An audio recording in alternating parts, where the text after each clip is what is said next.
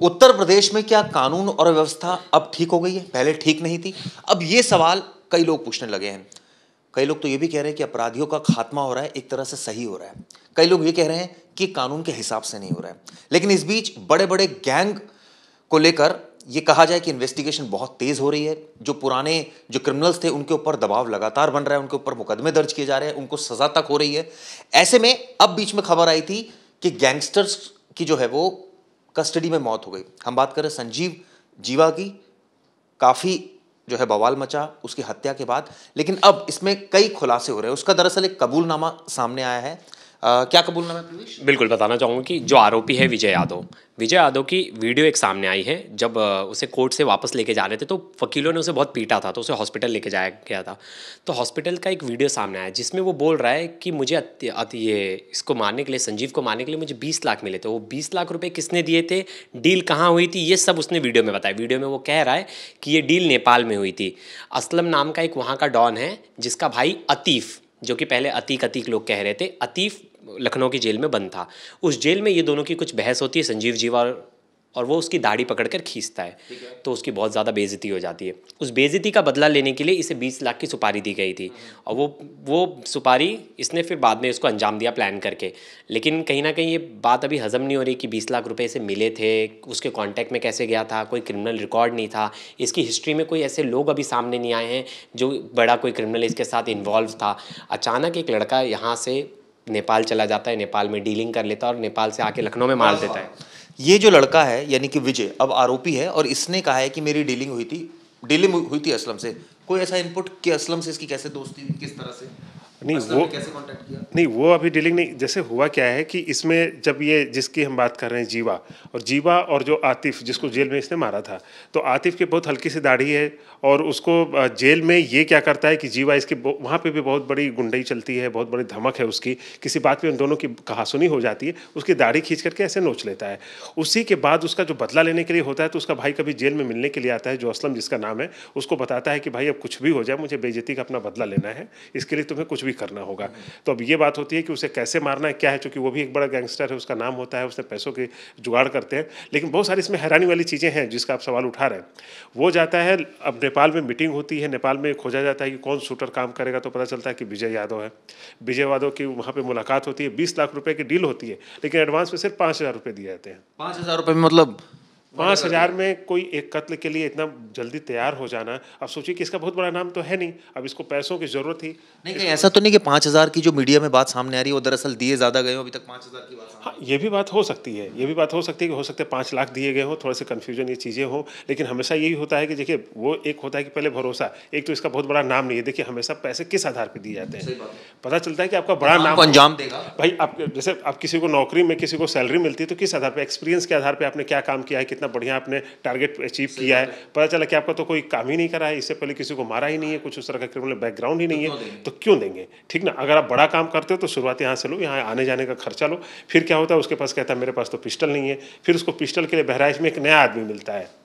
अब सोचिए कि नेपाल है, नेपाल से बहराइच बिल्कुल सटा हुआ एक तरीके से है, तो वहाँ बहराइच में एक अनजान आदमी मिलता है, वो मैग्नम पिस्टल, सोचिए कि इतनी महंगी पिस्टल, इस तरह की चीज़ें उसको प्रोवाइड की जाती हैं। और मैग्नम पिस्टल ले करके जो 7 जून को ये घटना होती है, उससे ठीक एक दिन पहले बहराइच से वो बस के जरिए किसी और गाड़ी के जरिए वो आता है लखनऊ में। लखनऊ में उसके रुकने की व्यवस्था की जाती है और फिर उसके बाद वहाँ तक पहुँचाया जाता है कि उसको इस तरीके से मारना है। तो सोचिए इसके पीछे कितने लोग हैं।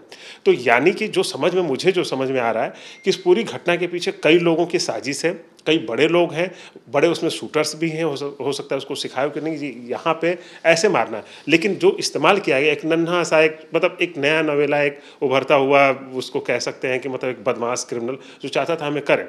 उसने कभी क्राइम नहीं किया, उसको ये इस आधार पे उसको पैसे दिए गए कि भाई अगर तुम मारते हो इसे तो तुम्हारा एक नाम होगा, सज़ा तो कुछ होगी नहीं, ठीक है, जेल जाओगे, फिर जमानत पे आओगे, जमानत पे आके एक और सुपारी किलर ले लेना।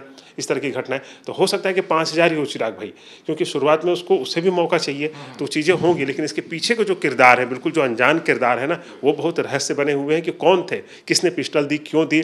और इस तरह की पिस्टल का जो नेटवर्क आ रहा है, इस तरह के टेरर मॉड्यूल में भी दिए जाते हैं सोचिए 20 लाख की डीलिंग करना, इस तरह की बातें करना, तो इसमें पीछे बहुत सारी चीज़ें इसमें इन दोनों का प्रोफाइल क्या है? जो इसका ब्रदर है जिसने सारी साजिश रची, जिसकी दाढ़ी खींची, वो तो अतीफ है। अतीफ है, हाँ, अतीफ बिल्कुल, है। जिसको लेकर के पहले अतीक का नाम आता है, अतीक, और उसके भाई का नाम अशरफ। तो ये बड़े कंट्रोल ये चीज़ें चल रही थी यार, दोनों की जब दोनों की मौत हो गई है तो अचानक ये बीच में कहाँ से ये सारी चीज़ें आ रही हैं, बहुत सारा कंट्रोवर्सी लग रही थी, लेकिन फिर क्लियर नहीं, अतीफ ये है, कुछ मर्डर और कुछ इस तरह के केसेस और में है। असलम का क्या?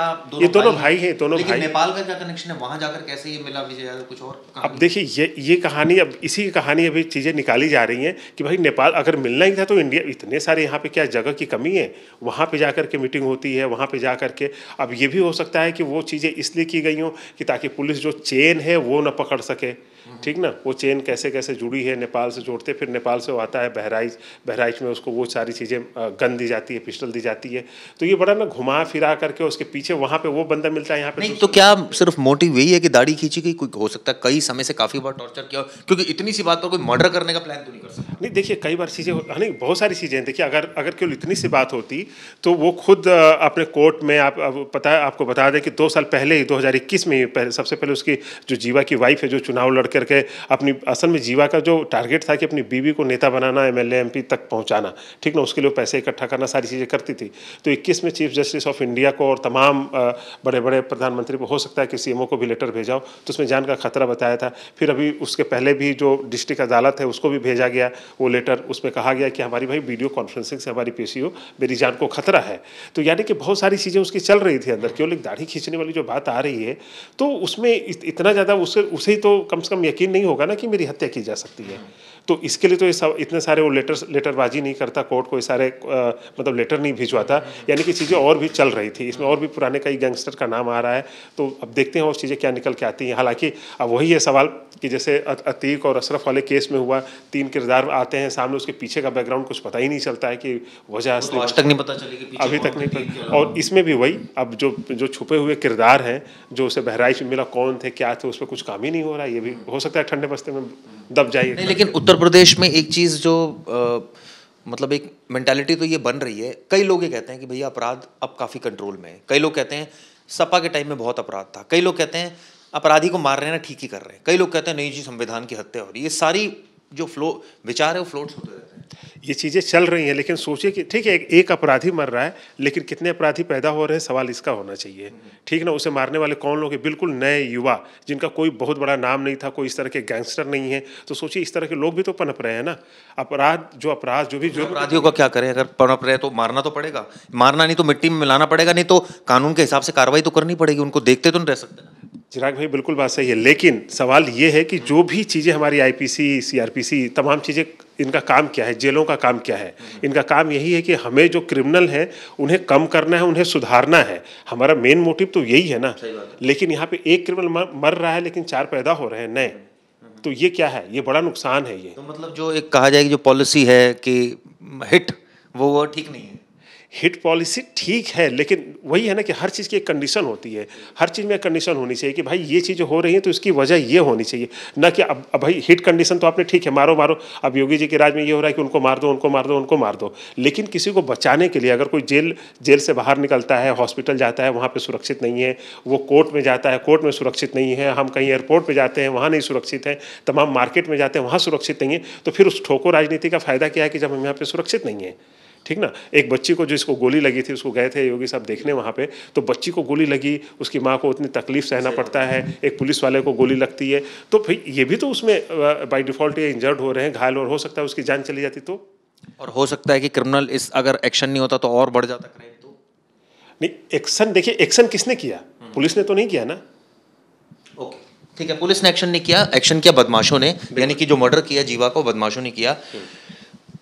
एक तरह से देखा जाए तो बिजनेस का जो स्कोप है वो काफ़ी खुल गया यूपी में, क्योंकि अब इन्वेस्टर डरता नहीं है। अब वो कहता है कि नहीं, वो पहले वाला माहौल नहीं है, पहले तो बहुत डर होता था, अब तो बहुत चीज़ें ठीक है। लेकिन कहीं ना कहीं चिराग जी, ये जो लोग अंदर बंद हो रहे हैं, देखिए अतीक, अशरफ, जितने भी लोग थे, मुख्तार, ये अंदर बैठ के भी अपना चैन चला रहे थे। जैसे लॉरेंस बिश्नोई अंदर तो सजा मिल रही है, ये अंदर बैठ के लेकिन अपना चेन चला रहे हैं, इनके लोग बाहर काम कर रहे हैं। अब ये जो लड़के मर्डर करके रखे गए, ये जेल में क्या करेंगे? नए नए बच्चों को अपने अंडर लेना शुरू कर देंगे कि इतने बड़े आदमी को बनाया, वो जेल में अपने फिर क्या करना जाता है? फिर क्या करना चाहिए सरकार को?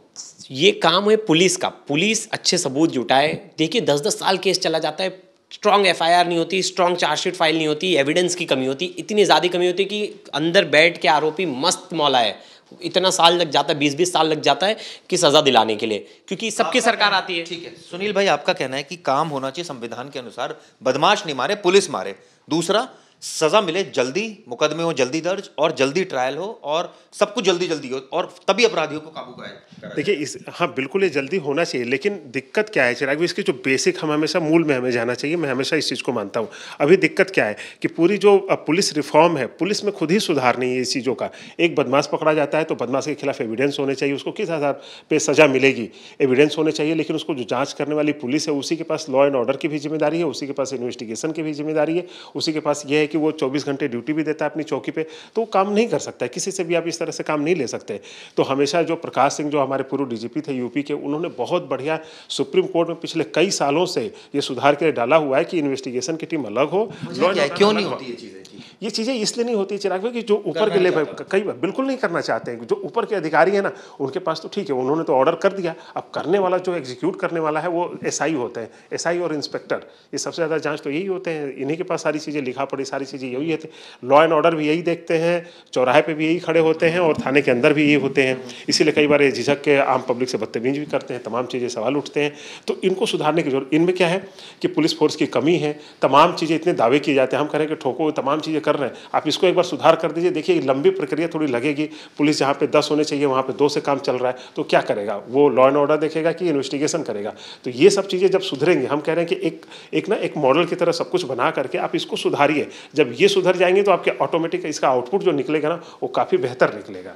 बिल्कुल सही कहा सुनील भाई ने। तो सवाल ये उठता है कि आखिर ये जो घटनाक्रम हो रहा है इसको किस नज़रिए से देखना चाहिए? अब जो खुलासा हुआ है वो अपने आप में कई सवाल खड़े कर। प्रवेश, लास्ट कमेंट। बिल्कुल, अब पुलिस को इसे भी हल्के बस्ते में नहीं डाल देना चाहिए। जैसे अतीक अशरफ में अब कुछ सामने नहीं आया कि मास्टरमाइंड कौन था, कि किसने इनकी मदद की, इन्हें किसने रुकाया था, कुछ पता नहीं चला। आगे के इन्वेस्टिगेशन के बारे में जीरो। अब चार्जशीट फाइल होगी तभी कुछ पता चलेगा कि क्या कुछ हुआ है।